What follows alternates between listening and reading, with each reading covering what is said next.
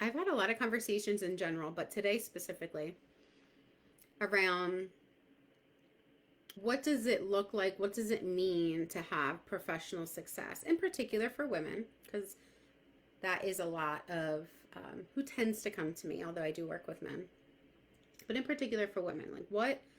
So, okay, so you help people with success. What does that look like? What does that mean? And a lot of times, when we're talking about business owners or entrepreneurs, and even sometimes professionals that are in corporate salaried positions, success is measured by the amount of money that is being made or all of the accolades that are collected or the amount the person pushes themselves and sacrifices for the sake of accomplishing something, achieving something, or hitting some kind of goal. And I am not one to focus on saying that something is all bad or all wrong, because there's very little benefit I find in focusing on that. It doesn't give us much movement forward. So I'm not going to say that that is all bad or all wrong. That's not an all bad or all wrong way to define success. And there are a lot of holes in defining success in that way. All you have to do is look at the stats if you want evidence about what I'm talking about today, okay? So many professional women, high performing, high achieving professionals that push themselves constantly, chronically, and are hitting a ton of goals, climbing the corporate ladder, achieving what they sought out to achieve. So many have and are experiencing burnout. Have and are, if they're doing this at home as well, experiencing compassion fatigue. Have and are experiencing these debilitating medical conditions like chronic migraines or insomnia on way too frequent of a basis. They are pushing themselves really hard in one area, and they honestly excel. The folks that come to me typically, they excel at what they do. They're really good at what they do, and so it's easy to keep doing it, even though it's also hard because it costs them so much, right? So keep pushing yourself, keep going. But to what extent? Like, what are you really gaining from it? Is it just the goals? Is it just the status? Is it just the money? Is it what is being gained? And oftentimes it is a sense of validation, goals, status. Maybe there's a fleeting sense of, yeah, I did that right after you did that. Maybe there's that fleeting sense. And again, there's nothing wrong or bad about any of that. But if you have to keep going that way, keep functioning that way, and functioning that way keeps costing you your health, or it keeps costing you what feels like your sanity, or keeps costing you living in integrity with your values, or keeps costing you your relationships because you're so focused on work, or you're so focused on making money, or you're so focused on this direction that at home your marriage is struggling. At home you're butting heads a ton with your teen, where you're having such a hard time getting a grip on your own emotions when your toddler throws a tantrum. And so then, in order to escape, we'll escape by, all right, focusing on my career, focusing on my work because I'm really good at that.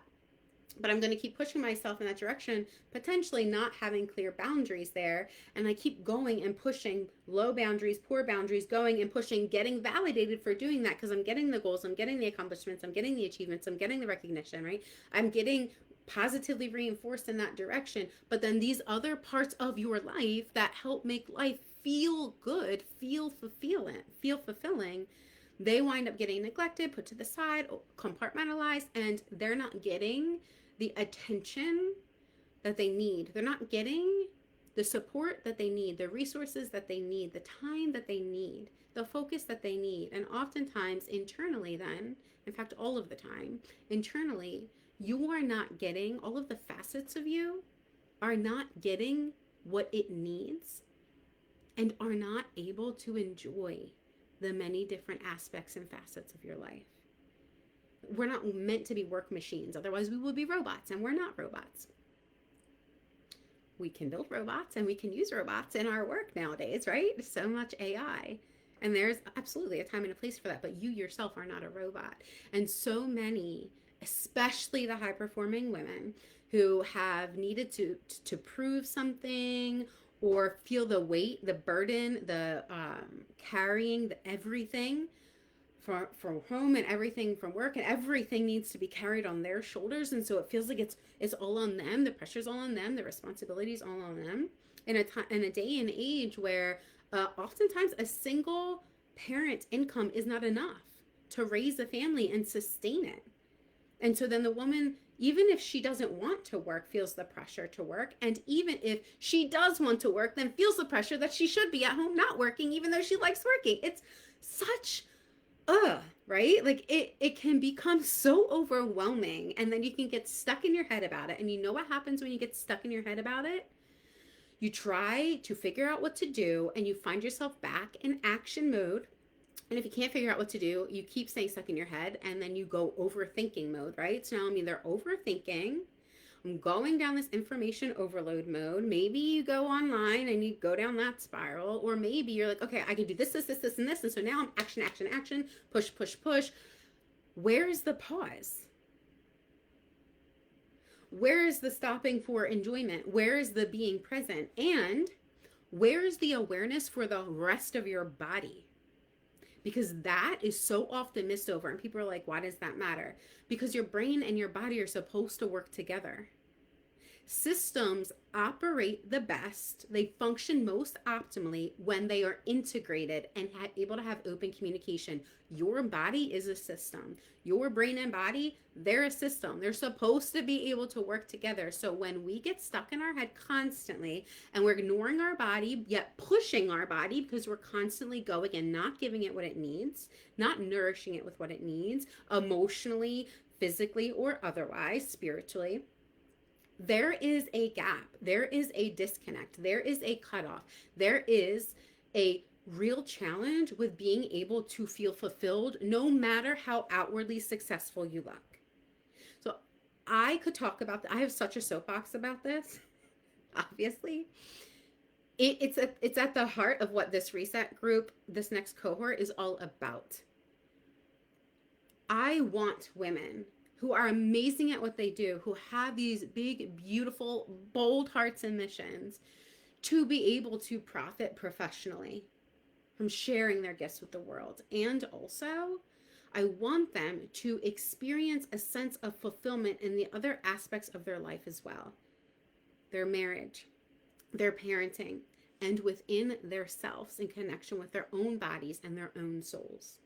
That is aligned success. That is sustainable success. And that is what I'm talking about. That is what I want to see more of. That is the difference maker. That is where we see the ripple effects happen so significantly, because a woman who can feel that and show up in that way stands strong and true in ways that when we're overwhelmed, when we're chronically stressed, or when we feel fragmented, like we can only be focused on this particular facet of ourselves and we have to sacrifice some other facets because, like we're just not able to function as well. We're not able to be the best version of ourselves. And the best version of ourselves, by the way, is always evolving. It's not like you just achieve the self-actualized self that people talk about and then voila, you can check that off a list. It doesn't work that way. Self-development, self-healing is ongoing, and that's okay. So I'm hopping off my soapbox for a moment there. Let that settle. Let me know your thoughts, your reactions. I'd love to hear you chime in. And if this is stirring something up for you and it's resonant with your soul and you're like, oh, this is tugging at me, then come join our free masterclass. I'm only doing it live once. And that's going to be this Thursday, July 31st at noon. However, it will be available. So if you're like, all right, I want to go, but I can't attend them, it will be available after the fact for as a replay for 72 hours. So you will have the opportunity later on to register for that free masterclass for a period of 72 hours. And the reason why it's only for a short period of time is because I get paid to speak. So this is not like a fluff stuff kind of workshop. This is real value, valuable insights, powerful conversation that you could take action on today if you want. Not today, but the day of the masterclass. And so it's intended to really be an actual support and tool and resource. And so if it's just available forever, then honestly, it's probably just going to sit in your inbox, right? And also, it's unfair to those that are paying for the presentation that I provide. When I do presentations, it's integrative. And so if you're able to attend live, I'm able to interact with you a bit. This particular presentation will be recorded for the purposes of providing the replay later down the road. And so it won't be as integrative as my typical presentations are. But if you're running a business or you work for an employer that values their staff and leadership and wants to support them, and you're like, oh, well, this could be a good conversation around presentations, then you can reach out to me and we could see if we're a good fit for working together and we could get something set up. All right, y'all. Until next time.